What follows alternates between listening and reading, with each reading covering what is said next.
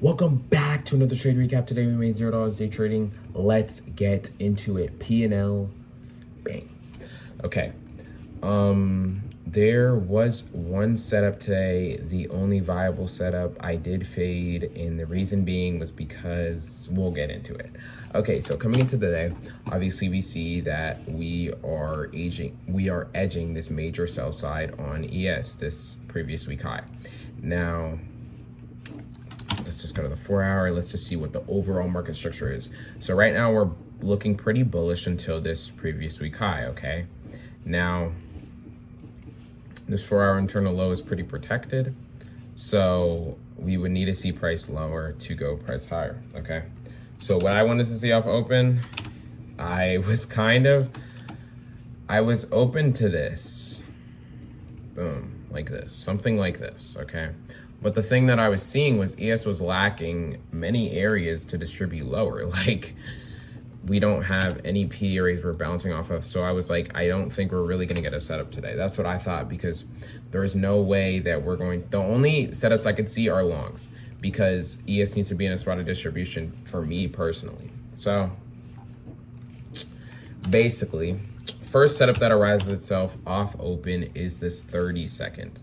Now, the reason why I faded this 30-second was the same reason that I talked, wait, where's the inverse, Breck? Dang. The same reason why I faded this all your draws got taken. But we were talking about this 15-second.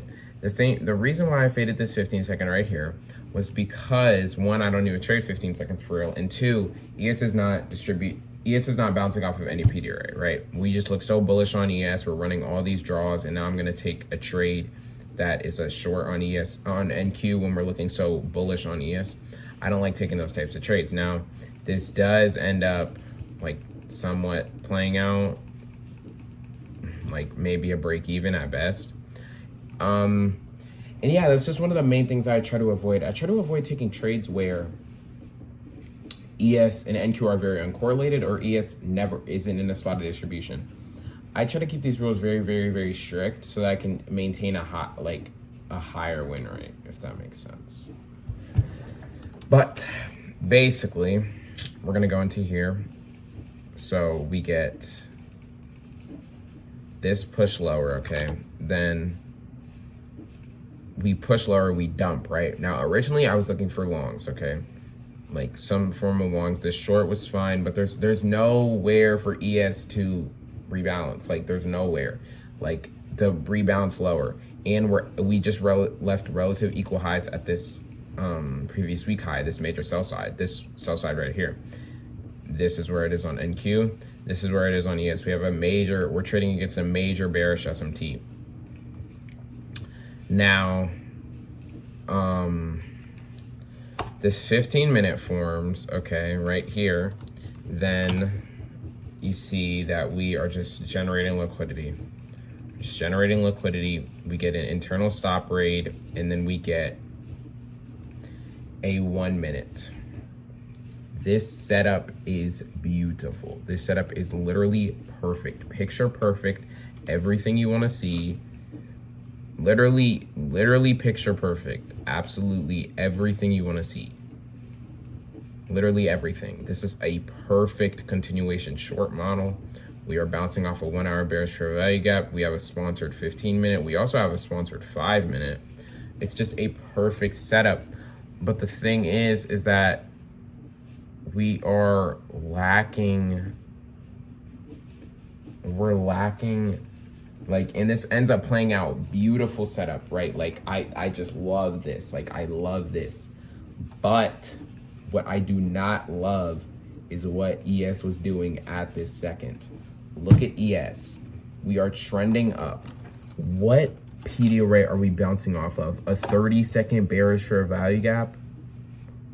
Like, are we serious, bro? Come on. Like, that's the main reason why I didn't take this.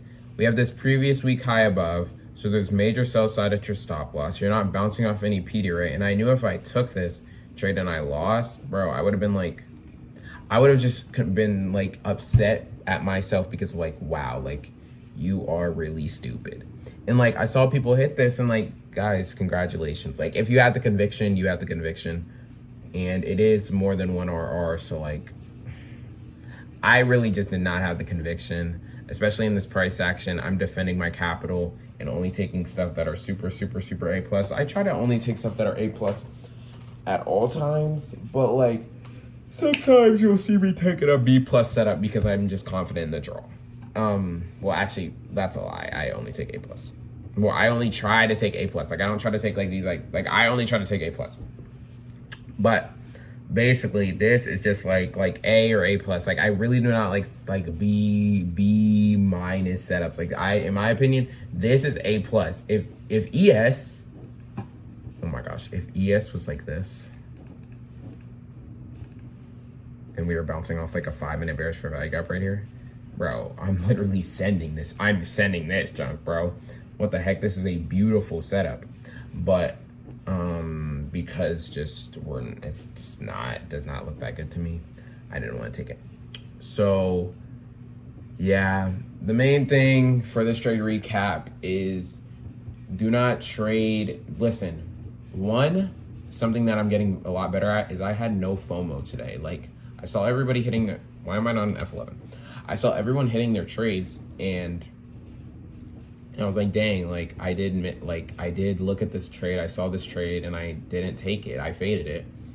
And I'm not upset about it because I knew exactly why. And that's like where you want to be at in trading. You want to be you want to be able to psychology know that you're missing out on something everyone else is like hitting, but you have your own conviction. Like I had my own reasoning why I faded it. I've seen people like PB trading. I've seen a couple of my friends take this.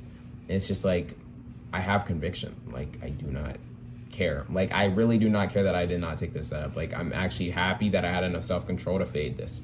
So yeah, I only trade when ES and NQ are both in spots of distribution. But yeah, that's gonna be it for today's trade recap. If y'all boys like this, like and sub, comment any questions you have, I will respond. And yeah, that's gonna be it for today's trade recap. See y'all boys tomorrow.